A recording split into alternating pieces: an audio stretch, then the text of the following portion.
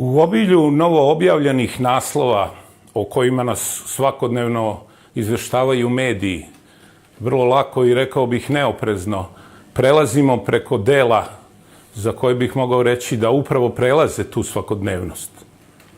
Dobar skorašnji primer da umetnost nije instantna, odnosno da književnost pamti dublje i dalje nego što bi to svakodnevica želela, su novo objavljene sabrane priče rusko-američkog pisca Vladimira Nabokova.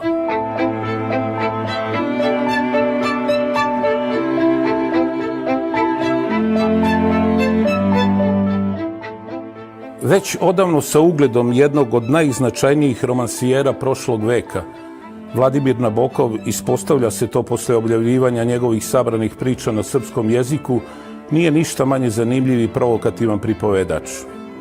U Nabokovljevom delu je, kako to već biva kod klasika, izvršena sinteza prethodeće mu tradicije, ali je njegova posebnost pre svega u susretu dveju dominantnih književnih kultura, sa jedne strane naravno ruske, a sa druge anglosaksonske.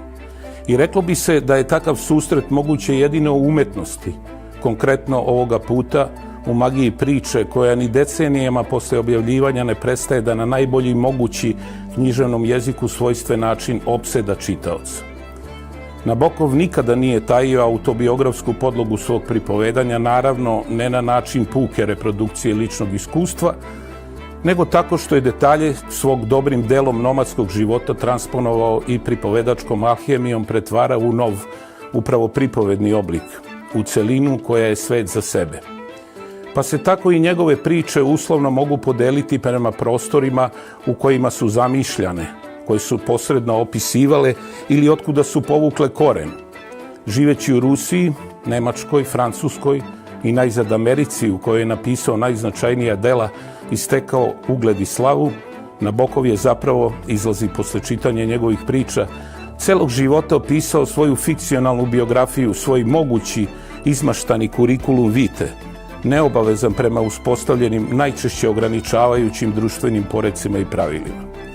Ali ne treba smetnuti s uma, a što se u njegovim pričama vidi izrazitije nego u romanima koji su ipak društveno obavezujuća forma, da je Nabokov u svom pripovedanju često davao prednost oslobađajućoj fantaziji i igri i onoj vrsti duhovitosti koja ne služi pukoj zabavi nego proniče u svet.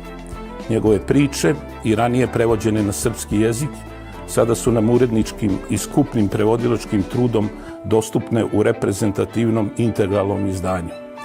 Njima se van snage stavlja stereotip o superiornosti romana u odnosu na svekoliku drugu književnost i potvrđuje pravilo da je osnov svega dobra, zanimljivo ispripovedana priča, a da je njen obim pitanje sasvim drugog nivoa. I za kraj mala kritičarska sugestija. Priče Vladimira Nabokova treba čitati kao zbirku pesama, najviše 1 do 2 dnevno. Tako ih pustiti da se blago kao sedativ rastvore u čitalačkoj obrazilji.